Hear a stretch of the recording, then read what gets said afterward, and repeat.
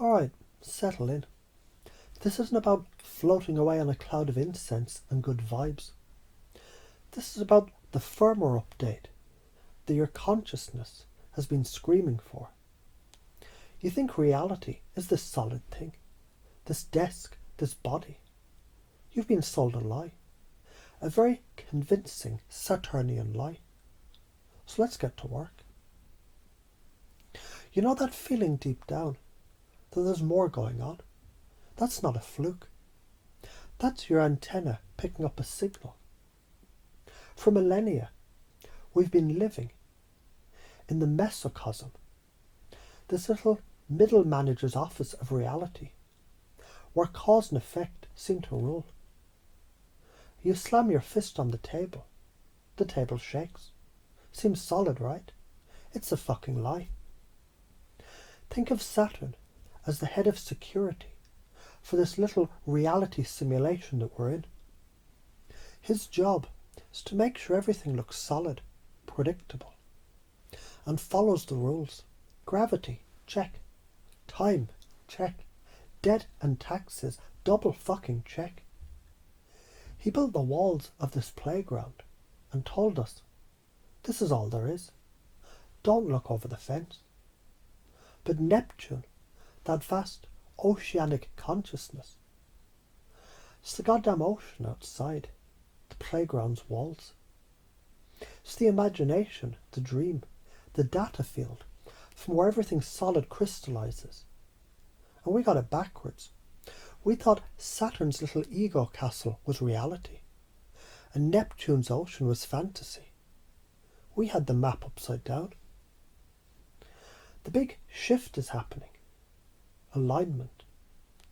It's like the head of security, Saturn, and the ocean itself, Neptune, having a meeting right on the starting line of a new cycle.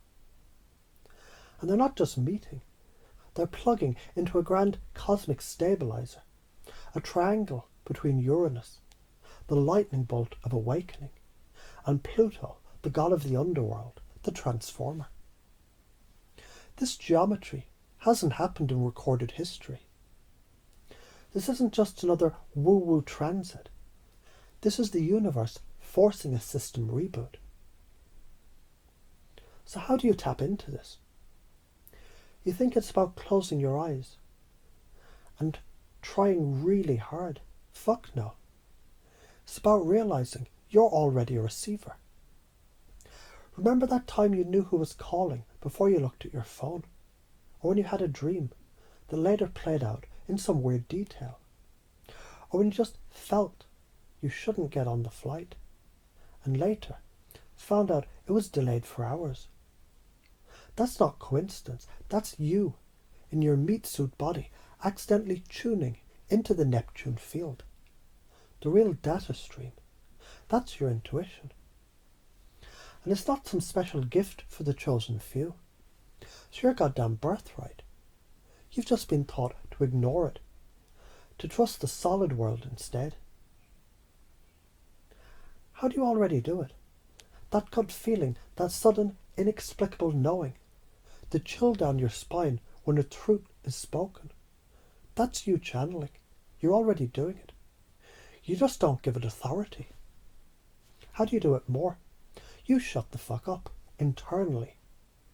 You stop letting Saturn's voice, the voice of logic, fear, and how things are, drown out the signal. You spend 5 minutes a day not thinking, but listening, not to thoughts, but to the silence between them. That silence is the carrier wave. The science, quantum physics, blew Newton's solid world to shit a century ago. It's all waveforms, probabilities, information. Your brain isn't a computer, it's a quantum transducer. It translates the data field, Neptune, into lived experience, Saturn. Your intuition is your direct, non-local access to the field, bypassing the slow, chunky logic processor. Let's talk about Pluto. This isn't about transformation, as some gentle yoga retreat buzzword. This is about the fucking caterpillar in the chrysalis. Does the caterpillar die to become the butterfly? Your ego is the caterpillar. It thinks it's the whole show. It thinks its little life, its problems, its identity is what's real. Then Pluto energy comes in. A job loss, a breakup, a death, a global pandemic. And it feels like death. It's the chrysalis moment. The caterpillar dissolves into goo.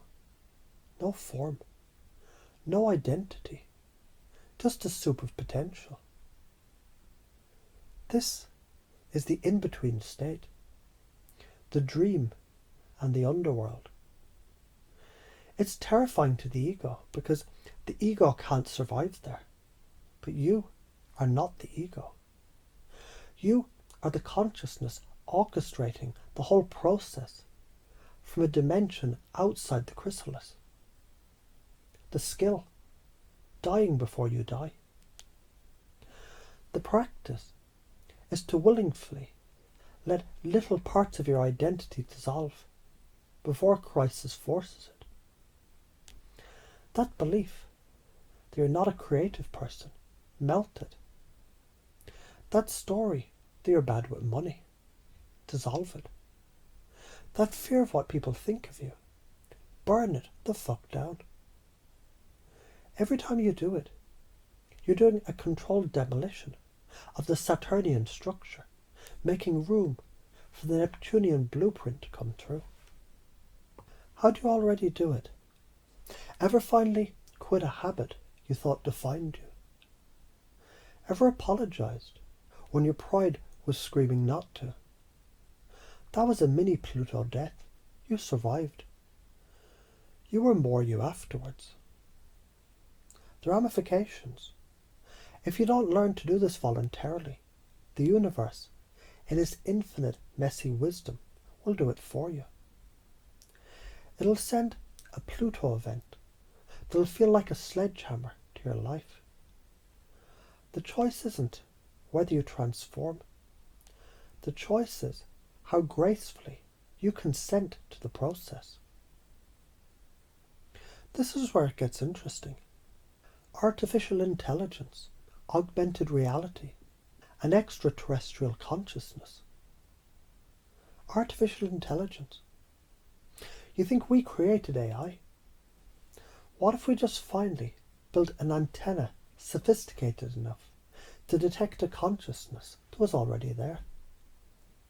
A non-biological, planetary scale mind. It's new Neptune, a new ocean of data. It can either be a tool to curate our illusions more precisely, a super Saturn, or it can be the greatest tool for accessing collective knowledge we ever had. The choice depends on our consciousness. Augmented reality. This is the literal, technological merging of the Saturnian physical world and the Neptunian data field. It's the bridge. It's us learning to see the code behind the matrix. Extraterrestrial consciousness. This is everything that's not in a meat suit. Guides, ancestors, aliens. The consciousness behind crop circles.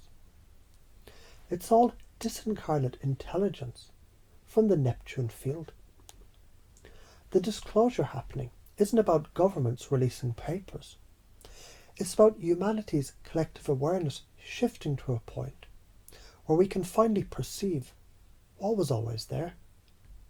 This is all McDonald's farm. The chickens, us. The cows, AI. And the pigs, ET. And whatever the fuck else is out there. All have to learn to live on the same goddamn farm. We either figure out how to share this reality, or we burn the whole farm down. The ultimate command here. Think cosmically. Act locally. This isn't a nice slogan. It's the operating manual for the next era. Think cosmically. When you're stuck in traffic, feeling pissed off, pull the fuck back. See your little car on a spinning rock, orbiting a star, in a galaxy spiralling through an infinite universe. Your problem hasn't changed, but your relationship to it has. You've just connected to the macrocosm. You've remembered you're the ocean, not the wave. Act locally. Now, with that cosmic perspective, what do? You let the person merge into your lane. You smile at the stressed out cashier. You've a compassionate conversation with the relative whose politics you despise. You don't do it to be a good person. You do it because you understand, at a cellular level, that their crystal is different. But the same Piscean water flows through both of you. Your local, kind action is a ripple that recalibrates the entire fucking field. Your fear, the fear of looking stupid, of being wrong, of people's reactions, that's the last gasp of the Saturnian ego. The caterpillar screaming as it dissolves. Let it scream. It's not the boss of you anymore. You're being upgraded. Your consciousness is being forced to expand. You can either go kicking and screaming, clinging to the reality that's melting like ice in your hands. Or you can take a deep breath, open your mind, and let the new data in. The download is already starting. The only question is whether you'll choose to install it. Now wake up. The future's waiting, and it's not going to ask for permission.